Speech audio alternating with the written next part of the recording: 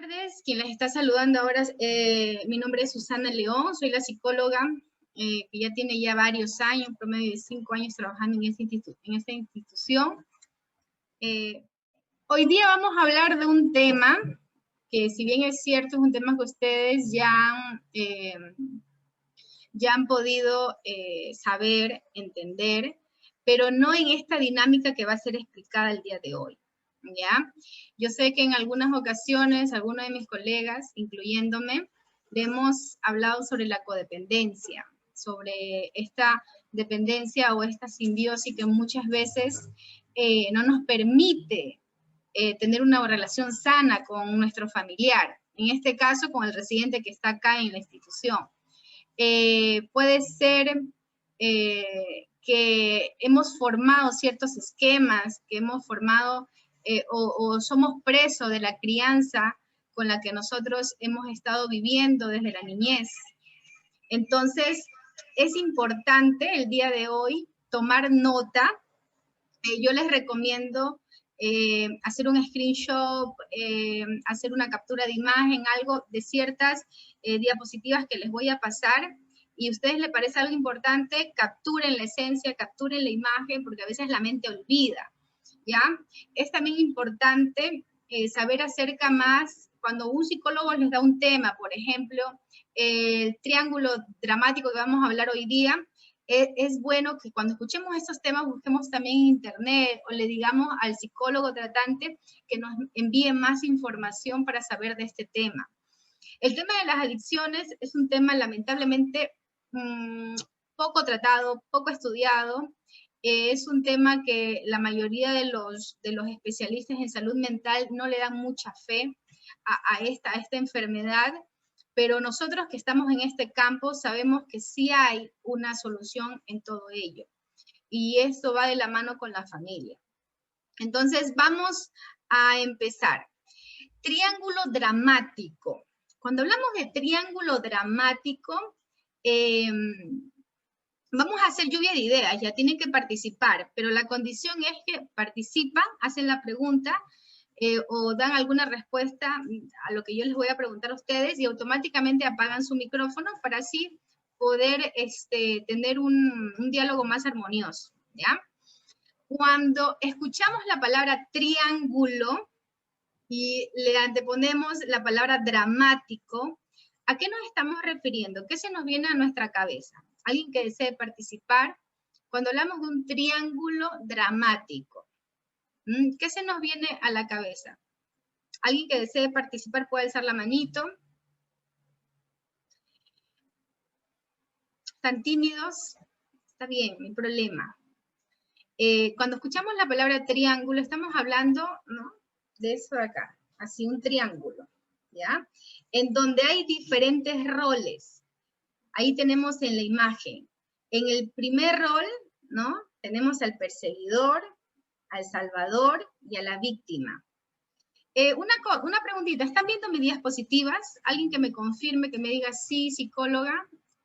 ¿Se está visualizando bien? Perfecto, Sí. gracias. Gracias. Sí, psicóloga, sí. Perfecto. Ahora, cuando hablamos de este triángulo, estamos hablando de que hay diferentes roles, ¿ya?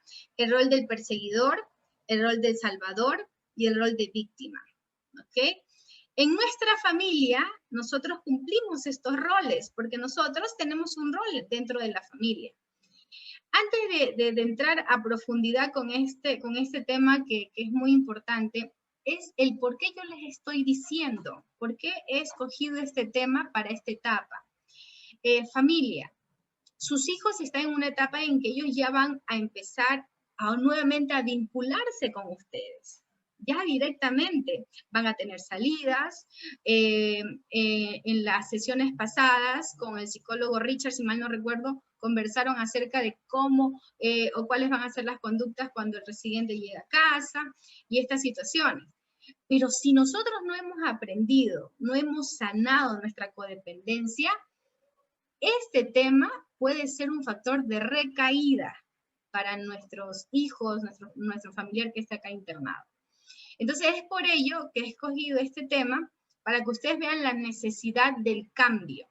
es verdad, tengo miedo, nuevamente va a venir mi hijo o mi familiar a la casa, ¿cómo voy a reaccionar? ¿Qué voy a hacer? Bueno, ¿en qué le voy a ayudar a él? Primero, preocúpate por ti. ¿Has sanado? ¿Sanaste tu codependencia? ¿Sanaste tu rol depresivo o que tú estabas asumiendo? Esos rasgos que te caracterizaban, tal vez ser una persona impulsiva o pasiva. ¿Cómo estás tratando eso? Ya tu hijo está pronto a nuevamente reinsertarse a una sociedad. ¿Cómo estás tú? Entonces vamos a entender, yo les voy a detallar cada rol y ustedes se van identificando. Tal vez yo estoy con el rol del perseguidor, o a veces soy salvadora, o a veces soy la víctima, o qué papel yo estoy teniendo. Entonces yo les voy a dar las características de cada uno de estos roles y ustedes van a identificarse, ¿ya? Pero no tan solo nos vamos a quedar ahí, familia, no tan solo ahí, sino que también les voy a dar una volteada, como vamos a hacer con el triángulo, lo vamos a poner a la inversa, ¿ya? En los roles. ¿Qué reemplazaría al perseguidor? ¿Qué reemplazaría al salvador? ¿Qué reemplazaría a la víctima? Entonces, si está mal ese rol que yo estoy teniendo de víctima o de salvadora, ¿cuál es el rol indicado? Eso es lo que vamos a conversar el día de hoy. Entonces, les estoy dando esta pequeña introducción para que se motiven a escucharme hasta el final. Yo les digo a los chicos, yo les soy bien directa a los chicos, les digo, afuera te esperan dos cosas, siendo negativos, ¿no? Te espera la muerte, te espera la cárcel, porque la droga a eso conlleva, a la muerte o a la cárcel, porque no es algo que está dentro de la ley y tampoco es algo que te hace bien para tu salud física y mental. Entonces, lo mismo le digo a ustedes, si no nos ponemos las pilas, si no nos ponemos totalmente no, ya despiertos, entonces vamos a fallar. Y ahí es que nosotros vamos a tener un sinnúmero de sintomatologías negativas que no van a permitir ayudar a esta persona que está por reinsertarse. Ok, no caer en el juego. No caer en el juego. El primero, es peligroso para el proceso de reinserción de tu familia. Es muy peligroso el caer en este triángulo que más adelante les voy a explicar. Es un factor de riesgo. Es una relación tóxica y sumamente peligrosa caer en este triángulo. Es un estancamiento del pasado. Es un juego emocional y ahí tiene una característica fundamental que es la manipulación. ¿Ok? Ahora vamos a distinguir los roles, vamos a distinguir los papeles. Cuando decimos, porque el que ha creado toda esta teoría ha sido un investigador, psicólogo, que es apellido Karma, él nos señala acerca de estos roles y da ciertas características, por ejemplo, del Salvador. ¿Qué dice del Salvador? ¿No? Señala que va por la vida prestando ayuda a cambio de mantener la dependencia de los otros hacia él. Es decir, que esta persona se anula a sí mismo, se anula, ya deja de vivir para uno mismo y empieza ¿qué? A vivir la vida del otro, en este caso del adicto, ¿ya? Es la primera característica del Salvador. Yo les estoy diciendo esto para que ustedes logren identificarse. La segunda, pone una parte de víctima y si no la encuentra, las crea. Es decir, que esta persona va a crear situaciones adversas para que la víctima siga siendo víctima y yo siga siendo salvadora. Se escucha un poco fuerte, porque uno dice, no, yo nunca voy a hacer eso para mi hijo, yo nunca voy a poner situaciones en las que él no vaya a poder surgir solo, pero inconscientemente a veces lo hacemos. Hacemos que las situaciones sean tan conflictivas, que sean tan malas, y para nosotros ponernos en el papel de salvador y que la víctima siga siendo víctima. Me dice que, a ver, un ratito, creo que me voy a quedar sin tiempo. Si me ayudas, antes de que se me apague.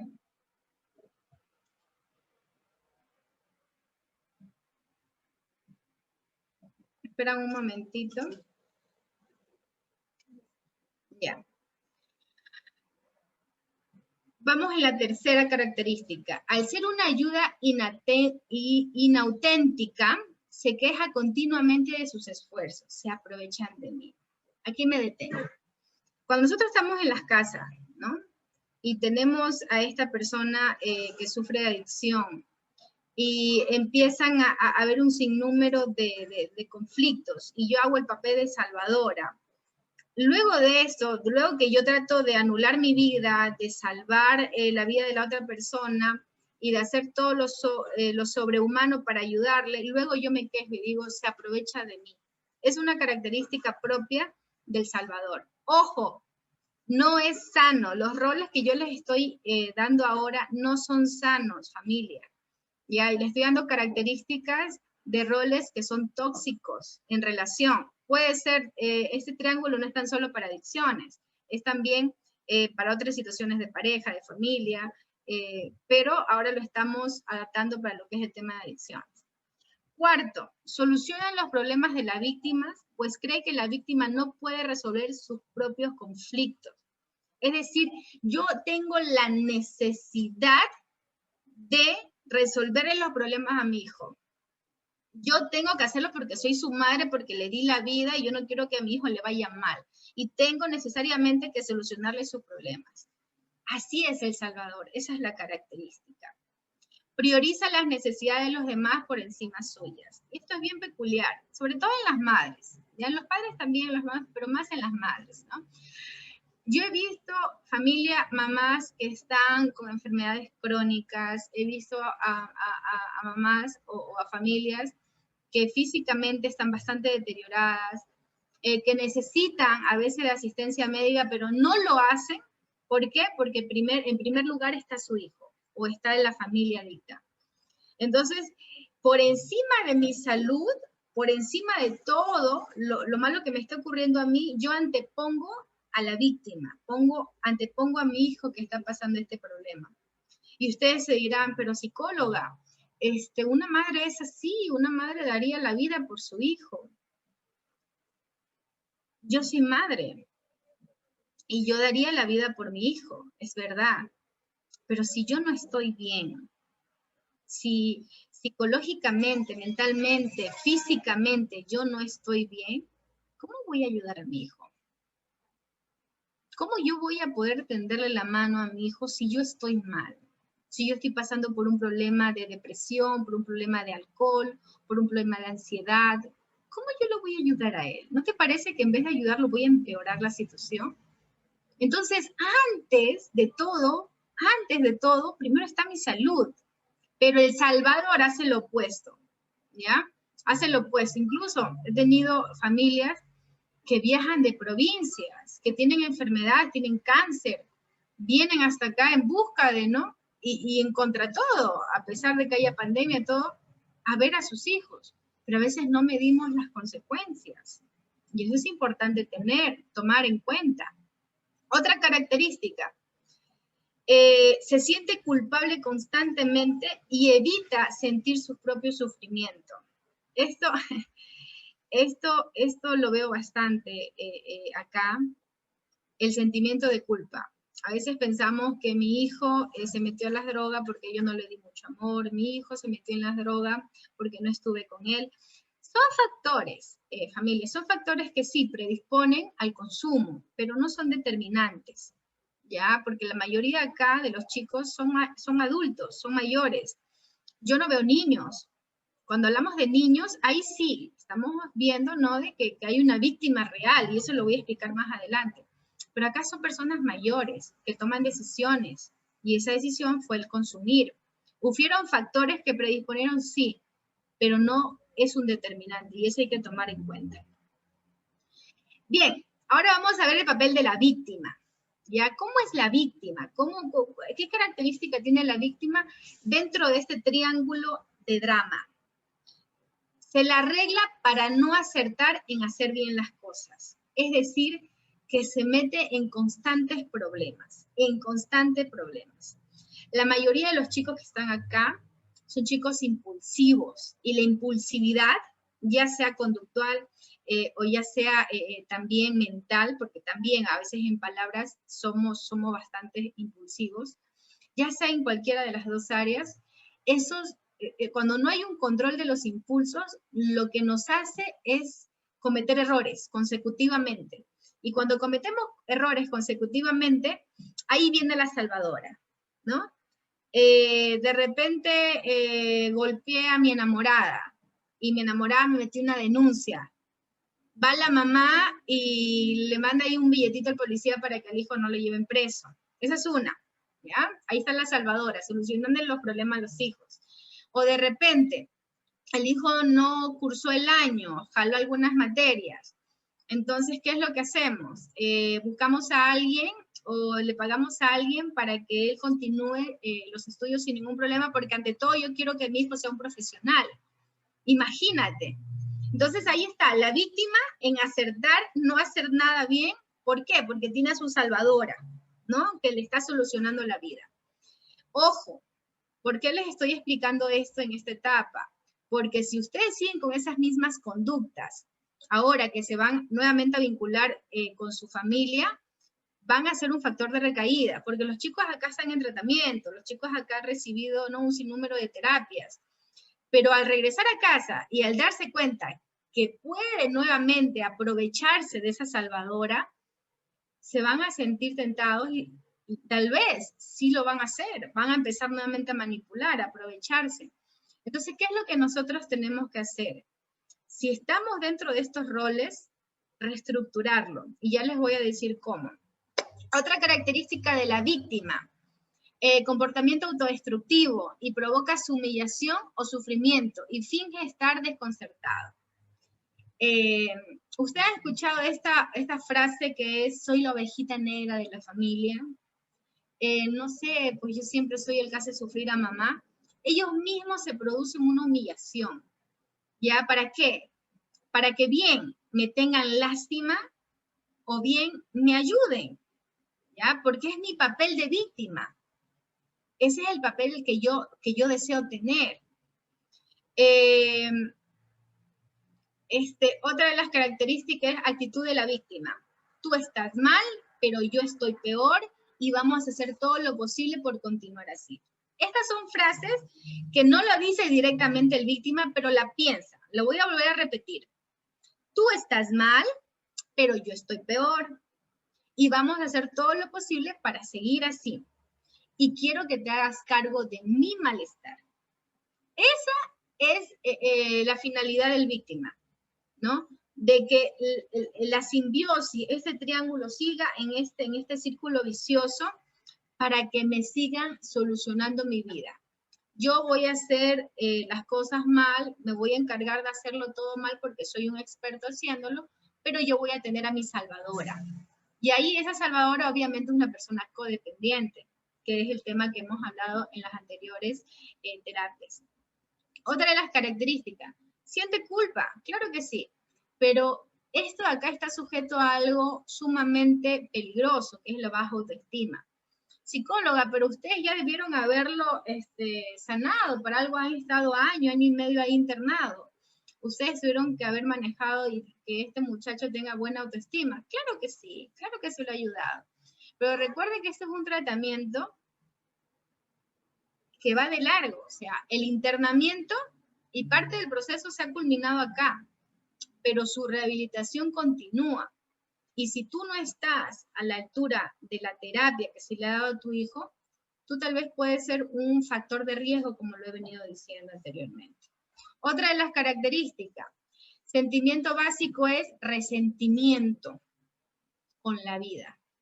La vida es injusta, todos están en contra de mí, no sé qué hacer, pobrecito de mí, papá no estuvo conmigo cuando yo... El rol del salvador, el rol del víctima, y ahora el rol del perseguidor. Psicóloga, yo he sabido del víctima y del salvador, pero ¿quién es el perseguidor? Eso no sabía. Bueno, el perseguidor también cumple una función acá, y es el que está atrás diciendo que lo haces mal. Es el que es un poco impulsivo y agresivo, hace sufrir a mi mamá, no vales para nada, eres un inútil, es mejor es que no existieras. Muchas veces este perseguidor, vamos así poniendo el ejemplo, puede ser, ¿no? El papá, pueden ser los hermanos, que están ahí constantemente achacando al salvador y a la víctima, ¿ya? ¿Cuáles son las características? Se comporta bajo el influjo de la agresividad, quiere satisfacer sus necesidades, incluso a veces este perseguidor comete errores, hace sentir mal, en este caso pongamos un ejemplo, a la mamá, y dice, no, tú estás mal porque mi hermano es un adicto y él tiene la culpa. O sea, ya empezamos a desplazar las responsabilidades en el víctima, a pesar de que sea mi culpa, ¿no? Entonces, el perseguidor cumple un rol acá también importante, y yo les pongo ese ejemplo, ¿no? Es como, por ejemplo, la salvadora la mamá, el perseguidor el papá y la víctima el hijo, que está en consumo. ¿No? La mamá hace todo, le soluciona todo y el papá le dice, pero mira que tú lo único que estás haciendo es que él se siga portando mal, eres una... y empieza a ser agresivo verbalmente. Les pongo un ejemplo. Puede también que la perseguidora sea la mamá y que el salvador sea el papá. O sea, estos roles no tienen un género, no tienen un estatus. Podrían ser cualquiera. Yo les estoy diciendo a ustedes para que descubran cuál es el rol que ustedes están desempeñando. Otra característica, actúa en interés propio. Su lema es aplasta antes de que te aplasten. O la famosa frase, te pillé, estás haciendo las cosas mal, mira, te va a ir mal en la vida. Y empezamos a juzgar a esta persona que está sufriendo este proceso de esta enfermedad de la adicción. Otra característica, castigar a los otros, culpa a la víctima de sus irresponsabilidades, como ya les mencioné. Ahora, miren, aquí tenemos que hacer sí o sí un intercambio de roles, ¿ya? Porque parte de esta relación tóxica es que muchas veces el víctima o el perseguidor o el salvador va a llegar un momento en que colapsan porque no se sienten bien consigo mismos y van a optar por tener otro papel. Y aquí les puse un ejemplo. Por ejemplo, miren, el salvador cansado de salvar pasará a ser víctima. Y esto yo lo veo bastante. Luego el salvador de ser no el que prácticamente le soluciona la vida a sus hijos, cuando van a consulta, cuando vienen a conversar conmigo, ponen el rol de víctima, ¿no? Sí, psicóloga, mire, yo he sufrido mucho, tanto daño me ha hecho mi hijo. Y ahí tú te pones un rol de víctima, o sea, dejaste el rol de salvador y te colocas tu rol de víctima cuando estás conversando con un profesional o alguien, ¿no? Luego la víctima intentará salir de su pasividad de, me tienen que solucionar todo a mí, y pasará al rol de perseguidor, de castigador, ¿no? Y también ha pasado, ¿no? Mira, tú no haces las cosas bien, tanto me dices a mí que yo hago todo mal y tú también eres otro, las famosas frases. Luego, el perseguidor acabará teniendo remordimiento, como es la persona que juzga, es la persona que a la otra, al víctima está ahí, que lo chanca, que lo chanca, que lo chanca. Luego, el remordimiento lo va a conllevar a ser salvador. Entonces, miren cómo hacemos un intercambio de roles, pero seguimos en esa simbiosis, seguimos en ese círculo vicioso y no lo cortamos. Entonces, sea cual sea el rol, es un rol dañino, familia. Yo quiero que ustedes tengan en cuenta que ya sea que tú cumplas el rol de víctima, el rol de salvador, el rol de perseguidor, cual sea, no es sano. Y es por ello que el día de hoy te voy a explicar cuál va a reemplazar a cuál. Por ejemplo, aquí les puse una imagen. El triángulo dramático ya no se va a llamar triángulo dramático, ahora va a ser triángulo del ganador, en donde la víctima va a ser vulnerable y responsable. ¿Ya? O sea, la víctima no es que vamos a solucionar todo a la víctima, no. Vamos a hacer que asuma su problema y que busque ayuda. El salvador ya no va a ser el que te va a solucionar todo, no, va a ser un ayudador empático, se va a poner en tus zapatos te va a ayudar, pero no te va a dar no te va a solucionar el problema. Va a ser una guía, va a ayudarte en cierta manera a buscar la solución, pero no te lo va a solucionar. Entonces, cuando hablamos de estos intercambios, ya estamos hablando ya no de un triángulo tóxico, estamos hablando de algo más positivo. Y el perseguidor ya no va a ser el que te juzga, el que te condena, no. Va a pasar a ser el asertivo, el que va a conversar contigo, va a hacerte ver en las conductas que te estás equivocando, pero de una manera más sana. Entonces sería bueno que hagan un screenshot, algo, para que vean, ¿no? A ver, yo tengo las características de ser el perseguidor. Ah, no, pero aquí me dice la psicóloga que tengo que cumplir otro rol, que es el asertivo. Yo siempre he sido la salvadora. Ahora, ¿qué es lo que tengo que ser? Ah, el ayudador empático. Entonces, sería bueno que le tomen una captura a esta pantalla para que ustedes se identifiquen y sepan cuál tienen que reemplazar por cuál. Ahora, aquí les puse unas características, me queda poquito tiempo, les voy a decir de manera rápida. ¿Cuáles las características que debe tener el salvador empático? Ya no vamos a hablar de el salvador, ya no, sino de el ayudador, ¿ya? Ah, qué bien, psicólogo, o sea, ya no voy a ser codependiente, ya no voy a ser salvadora, ahora voy a ser una ayudadora. Claro que sí. ¿Y cuáles son las características que tú tienes que tener? Primero, vamos leyendo. Dice, es un pacto entre dos personas adultas. Aquí les pongo un ejemplo. Cuando hablamos de víctima, vamos aclarando primero qué sí debe ser una víctima. Por ejemplo, unos niños de 7, 8 años que están siendo golpeados por sus progenitores o que están siendo castigados verbalmente, físicamente por terceras personas. Y son personas indefensas, son niños. Ellos son víctimas. Ellos sí son víctimas. ¿Por qué? Porque no pueden defenderse. Porque el papel de los padres es cuidar, más no agredirlos. Entonces ahí sí estamos hablando de una víctima, ¿ya? Pero no como hemos venido pensando anteriormente, que mi hijo por caer en las drogas, pobrecito, y lo hacemos más víctima de lo que es.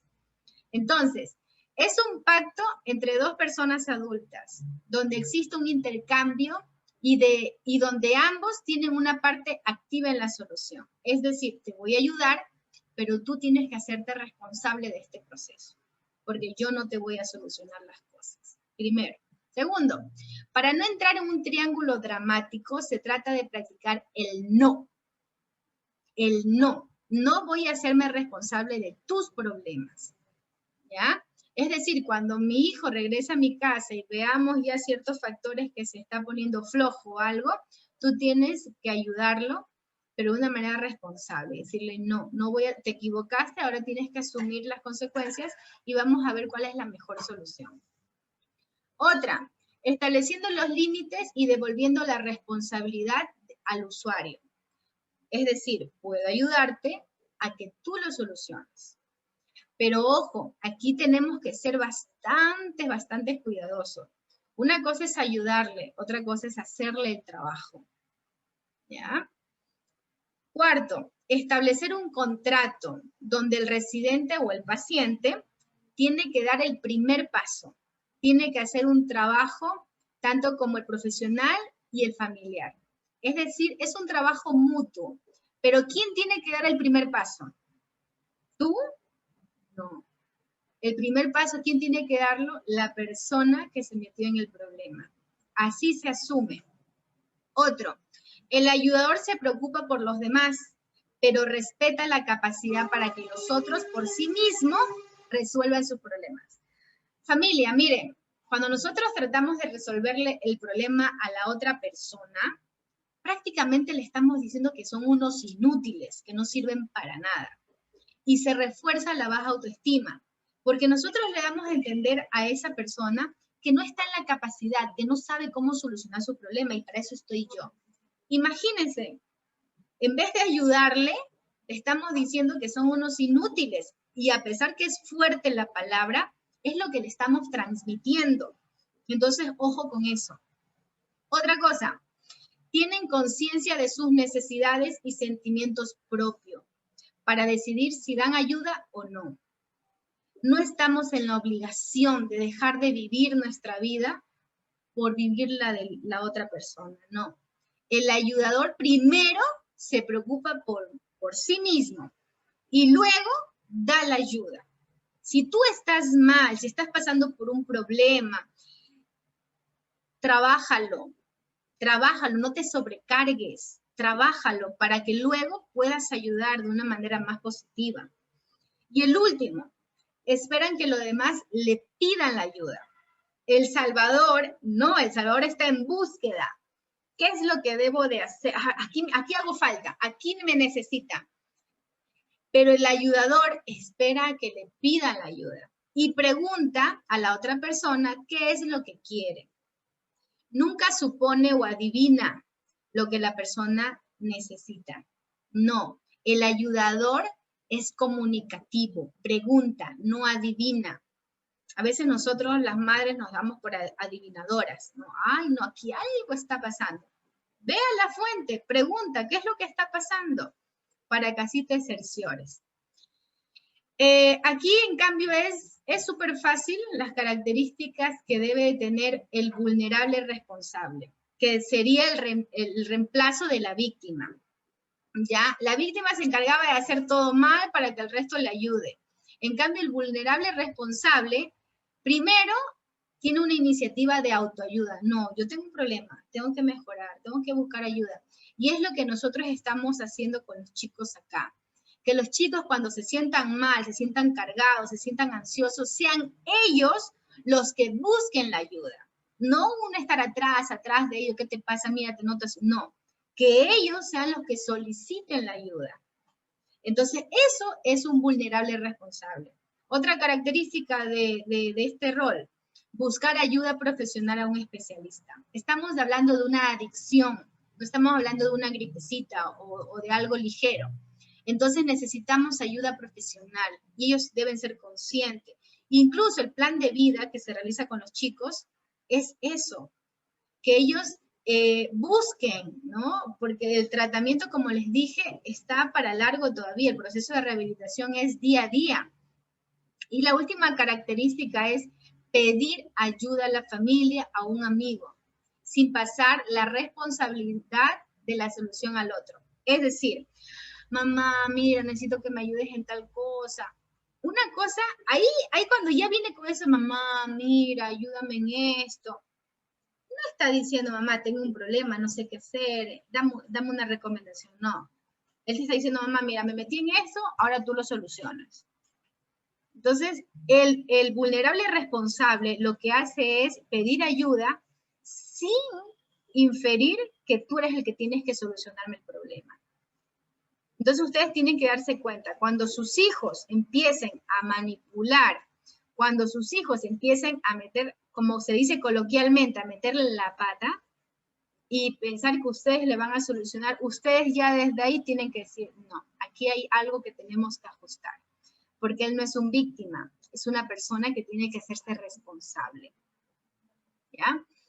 Y el rol asertivo, es decir, lo que reemplazaría al perseguidor, es las características, es pedir lo que uno necesita. Comunicación, ser más asertivos, no estar ahí que lo juzguemos, que lo achaquemos, que le digamos que no vales para nada, que siempre te metes en problemas, haces sufrir a mi madre o a tu mamá. No, ahora tenemos que ser más asertivos. El perseguidor lo que tiene que hacer es a negociar. ¿Qué es lo que está pasando? ¿Por qué estás haciendo esta conducta? Cuéntame, ¿en qué te puedo ayudar? Eso debería ser el perseguidor, que pasa a ser un rol asertivo. Otra de las características es decir a la otra persona la conducta que está causando un problema. Un ejemplo, no decirle, eres una carga para la familia, no. Lo que estás haciendo está lastimando a mamá. Lo que estás haciendo, ahí sí, ya no nos metemos con la persona, nos estamos metiendo con la conducta. Y es importante, Porque cuando nosotros le decimos eres una carga para la familia, nos estamos metiendo con su autoestima, nos estamos metiendo de que realmente él nos sirve. No, y no es así. Todos los seres humanos valemos por más errores que cometamos, pero sí hay que hacer hincapié en su conducta. Lo que estás haciendo está ocasionando un problema. Lo que estás haciendo está lastimando. ¿En qué te puedo ayudar? ¿Cómo podemos mejorar? Esas palabras son claves, familia, ¿ya? Y por último, si existe un conflicto con otra persona, buscar un pacto mutuo para mejorar la relación. Si la otra persona no está dispuesta a hacer cambios, se buscará otros métodos para que las necesidades propias se vean satisfechas. La comunicación, familia, en esta etapa en la que sus hijos ya están a un pasito de regresar a casa, de regresar a la sociedad, nosotros que tenemos que estar alerta, alerta. No estar ahí encima de ellos, no, pero sí monitoreándoles, sí recomendándoles, siendo más comunicativos. Yo a los chicos acá que ya están en esta fase les digo, mira, el tratamiento ya está, las herramientas ya las tienes. Lo único que te queda por hacer ahora es ser comunicativo. Porque si tú sales y te sientes mal, te sientes ansioso, te da ganas de consumir y no me lo comunicas, yo no te voy a poder ayudar. Yo soy psicóloga, pero no tengo mi bolita mágica para saber qué es lo que está pasando dentro de ti. Entonces yo le digo eso, es la comunicación. Y a veces los chicos piensan que por un castigo, por un correctivo, mejor me quedo callado, pero no, ellos ya aprenden a ser responsables. Si sienten ansiedad, si vieron algo en redes sociales, si vieron a la ex enamorada con otra persona, si sintieron ganas de consumir porque pasaron por el parque y vieron a tal pareja consumiendo, esas son cosas que necesariamente deben ser comunicadas. Y ustedes para eso tienen que estar muy al pendiente. No dejarlo ser, ya tú tienes que responsabilizarte. No, porque es su ayuda, esta red de apoyo, que es la familia, ellos la necesitan en esta etapa. Y ahí les doy una imagen de las características, sería bueno que le hicieran el screenshot, de lo que es la característica de el triángulo tóxico con el triángulo ganador en este caso. Sería bueno que le hicieran una captura de imagen para que sepan las características y logren identificarse. Bueno, ahí lo dejo 3 segundos para que hagan el screenshot o la captura, ¿ya? Y yo siempre digo que Dios hace el mayor porcentaje en este proceso de rehabilitación, ¿no? Les dejo ahí ese versículo para que ustedes tengan la certeza de que quien está al mando acá es un ser superior, es un ser que nos va a transformar y nos dan también las herramientas a nosotros para ayudarles. Ha sido un placer conversar con ustedes. Ahora sí, ¿tienen preguntas? ¿Algo? Díganme, que estoy aquí para ayudarles. ¿Alguna pregunta? A ver, o yo hago las preguntas.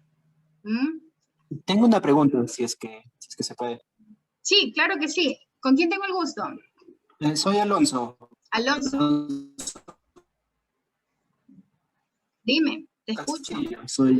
Sí. Bueno, Fernando, que el residente debe comunicar si es que tiene deseo de consumir.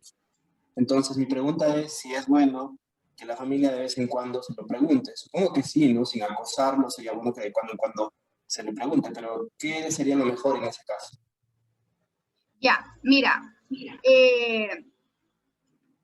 la clave está en cómo nosotros nos comunicamos, ¿ya? El que tú quieras saber si tu hermano tiene ganas de consumir, primero, eso se refleja por la conducta, ¿ya? Se vuelven irritables, están colgados, pensativos. Entonces, ya ahí eso te da una alarma, ¿no? Aumento o disminución del apetito, están con bastante indiferencia. Entonces, ahí te da una pauta. Entonces, tú podrías conversar con esta persona y de una manera muy capciosa preguntarle, ¿ya? Porque mira, Yo te mintiera si te dijera que ellos no van a tener ganas de consumir. En algún momento sí lo van a tener, incluso, pero con menos intensidad de un inicio.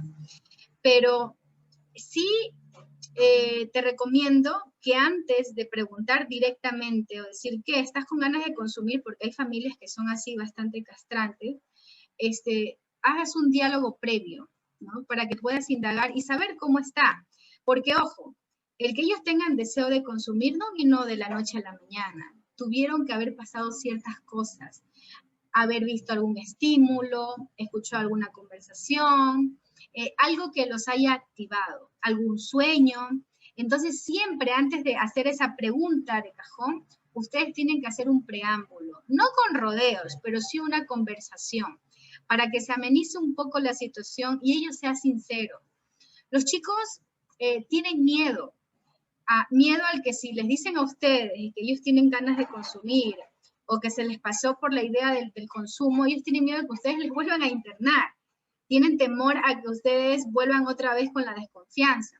Entonces, antes de hacer esa pregunta, es que realmente haya confianza. Ellos no te van a decir, sí, sí tengo ganas, cuando no hay confianza. Entonces, parte de ello es la comunicación.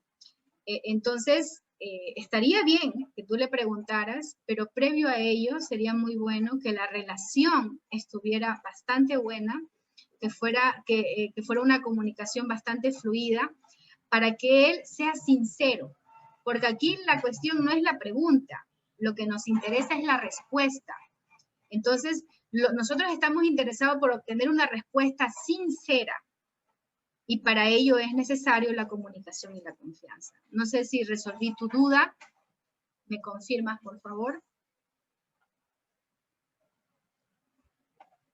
Está muy bien, sí, sí, sí, claro. ¿Y qué tal si su respuesta es afirmativa? Que de repente, si genera ese clima que usted dice, efectivamente va a tener la suficiente confianza como para decir que sí. Entonces, ¿cómo reaccionar Bien. ante ese sí? Mira, ahí son vitales dos cosas. Hacer un reajuste del cronograma que ellos están teniendo durante el día, y también el que ellos visiten al psiquiatra y al psicólogo, ya de manera ambulatoria, obviamente, para que veamos con qué frecuencia y con qué intensidad está teniendo este craving, que es lo que es el deseo de consumo, ¿ya? Para nosotros así monitorearlo a él, pero ustedes como familia también reforzándole con actividades que lo tengan un poquito más ocupado. Incluso aquí también hay un problema del sueño. Muchos de los chicos cuando están con deseos de consumo no duermen. Entonces ustedes tienen que estar alerta a eso. Y una persona que no duerme se convierte en una persona irritable por sí. Sea o no sea adicto, nos volvemos irritables cuando no descansamos bien. Entonces ahí es un factor de alarma.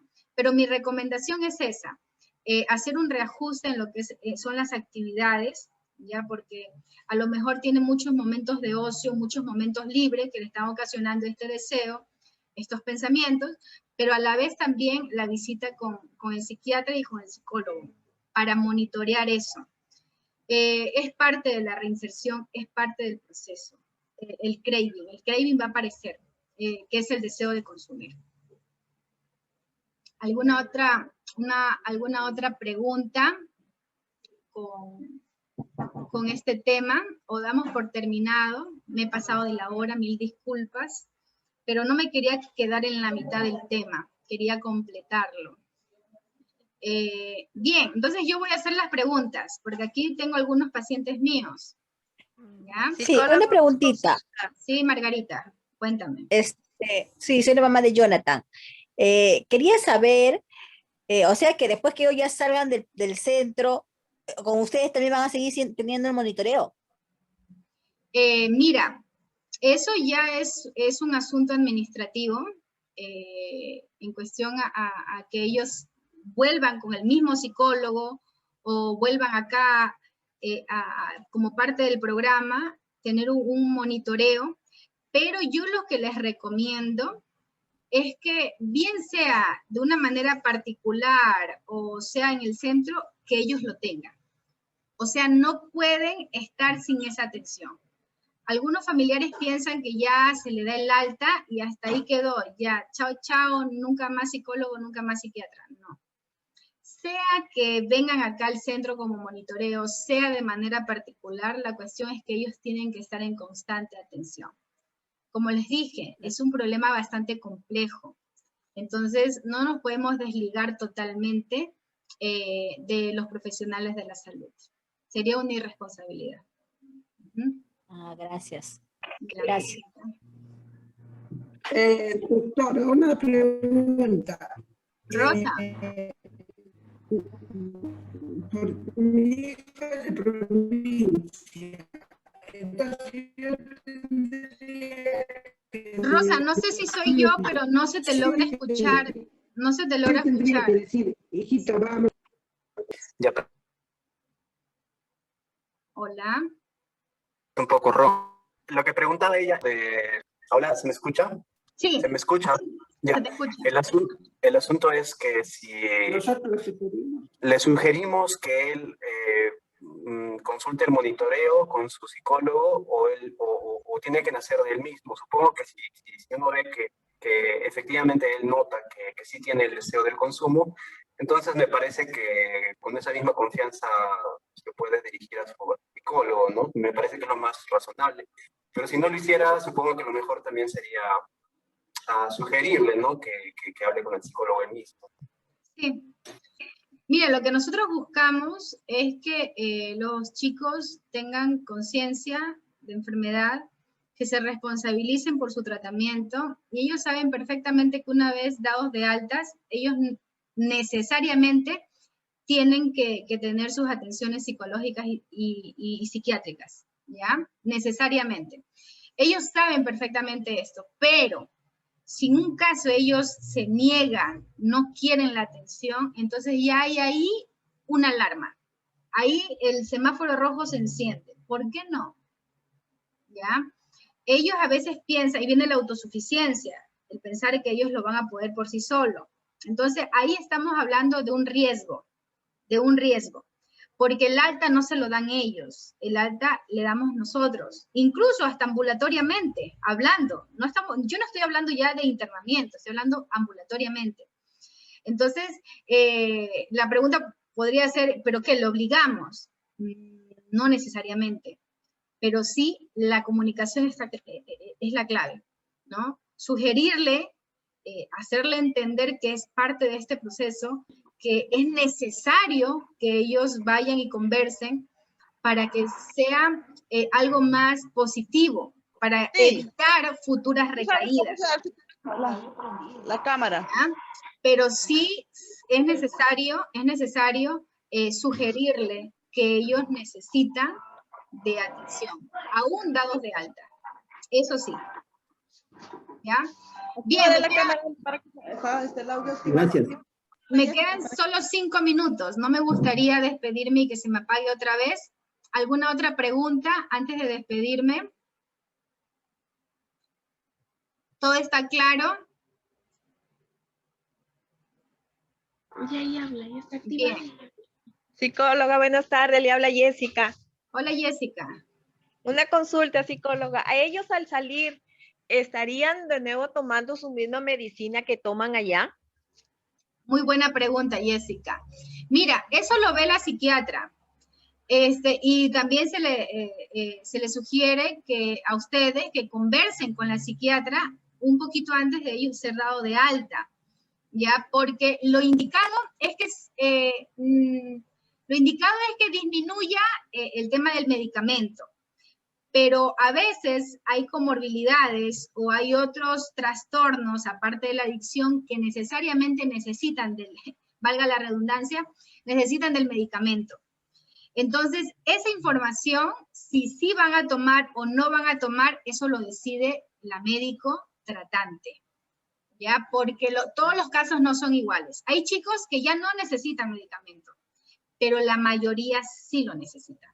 Entonces, eso lo tiene que supervisar la psiquiatra. Ya, psicóloga, gracias. Ya, Jessica. Hola, Cevita, ¿cómo estás? ¿Alguna pregunta, Cevita, antes de que se acabe el tiempo?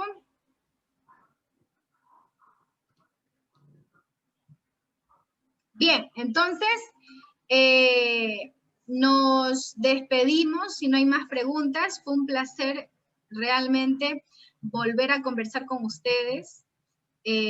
Lamentablemente ya no podemos conversar hasta nuevo aviso de manera presencial por cuidado, por protegernos, también por proteger a los suyos que están acá internos, pero yo les rogaría que asistan a estas terapias, siempre son buenas. No piensen que tan solo es el que los chicos están internados acá, también es interactuar con los padres. Si tienen alguna duda, algo se quedó en el aire, pregunten al psicólogo tratante. Todos estamos en la capacidad y manejamos todos estos temas. Por ejemplo, hoy día a mí me tocó pre-reinserción, luego me va a tocar acogida. Estamos capacitados para todas las etapas. Entonces, pregúntenle al psicólogo de alguna duda. No se queden con esa inquietud. Tengo a veces familia que me llama puntualita, y una de ellas es Raquel, ¿no? Que me dice cómo está. Y eso motiva a continuar en este trabajo. No se desliguen de sus hijos, tampoco de sus psicólogos. Entonces, fue un placer conversar con ustedes. Nos vemos en la siguiente. Me despido. Gracias, hasta luego. Hasta luego. Gracias. Gracias. Gracias. Hasta luego. Luego, psicóloga, Gracias. muchas gracias. Hasta luego. Saluda a Jose. Ya, Jessica, le doy tu saludo. Nicole. Salud a Paul. A Paul, ya. Ya, doctora, Cuídense. gracias. Bendiciones. Chao, Ya. chao. Ya, bendiciones.